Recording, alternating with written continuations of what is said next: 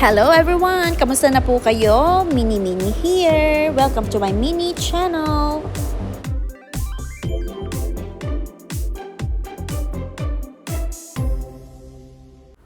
Hello mga kaibigan! Gusto ko lang pong i-share sa inyo yung mga ginagawa ko para makasave ng income at hindi agad-agad na uubos. Simple lang naman po siya, hindi rin siya perfect. At syempre, ito po ay isang maliit na bagay na patuloy ko lang pong ginagawa. Talagang hindi ko siya tinitigilan. Paunti-unti, pinagtsatsagaan ko po talaga na makaipon. And then pag nakaipon na, ayan, ilagay sa isang investment na tulad ng mapapanood nyo dito. So guys, ayan nga po sa aking weighing scale, ito po ay mas mabigat. At ito nga po guys ay 37.5 grams. Napakaraming kumukutitap na ginto dito at ito po ay purong-purong ginto. 24K nga po siya. At iyan nga po guys, inisa-isa ng ating tindera kung ano ang magandang ginto. Bago nga po tayo bumili ay tingnan-tingnan din po natin ang kanyang mga presyo.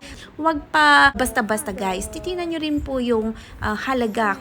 Isalang-alang din ang gastos. Kasi nga po yan na ang mga presyo ngayon.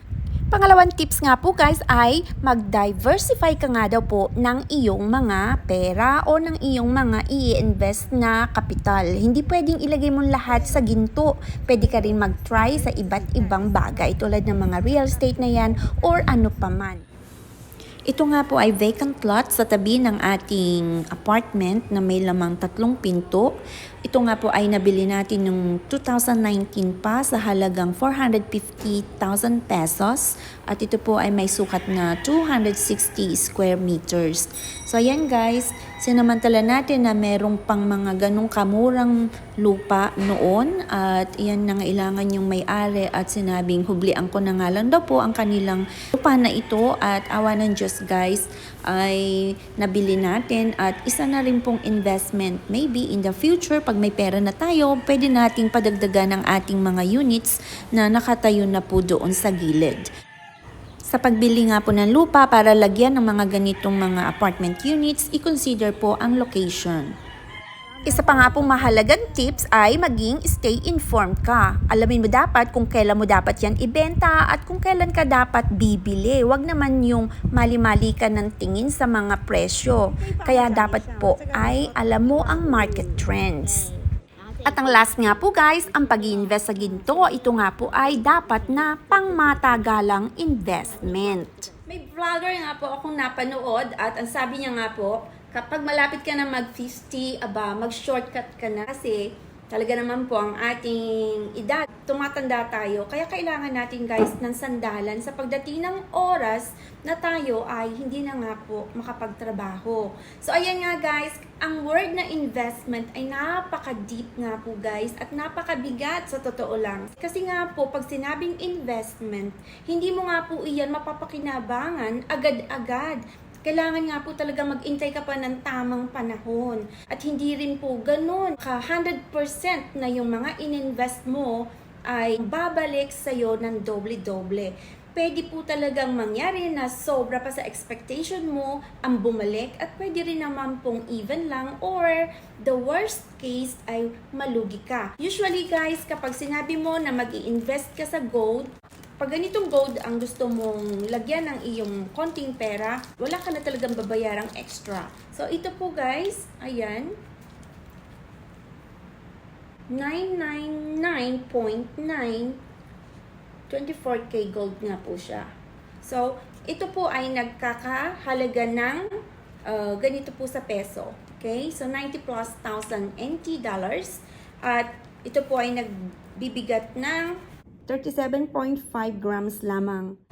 So dito nga po guys, dati nagbalak akong mag-open ng isang tindahan para po sa aking brother na hindi nga po nagtuloy at marami silang ibang plano sa buhay. So kaysa naman po mabuyang-yang ang ating pinagkagastusan na tindahan, ang ginawa ko po guys ay pinakonvert ko siya sa isang unit. Ganito po, maliit na unit na sa ngayon po ay may umuupa nga po na 4,000 a month. So, not bad po kapag ganitong isang maliit lang naman na unit kaysa po nakabuyang-yang lamang. So, kapag po meron naman kayong chance na mapabuti ang inyong pera, so ayan guys, paikutin lang po. At ang ipinangpagawa ko nga po dyan guys ay mula na din po sa mga pumasok na pera mula sa aking mga naunang unit.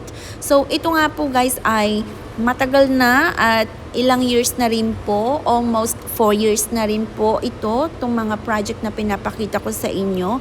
Kaya naman po guys, stay tuned lang po at marami pa po akong mga apartment tips na maibibigay sa inyo at naway magustuhan nyo po guys ang ating mga ibinabahagi dito at kapulutan din ng ilang mga ideas at mga inspiration na rin kung kayo po ay mga nagtatrabaho abroad or yung mga tao na sa Pilipinas na nag-iisip na magbukas po ng ganito ding mga small apartment business.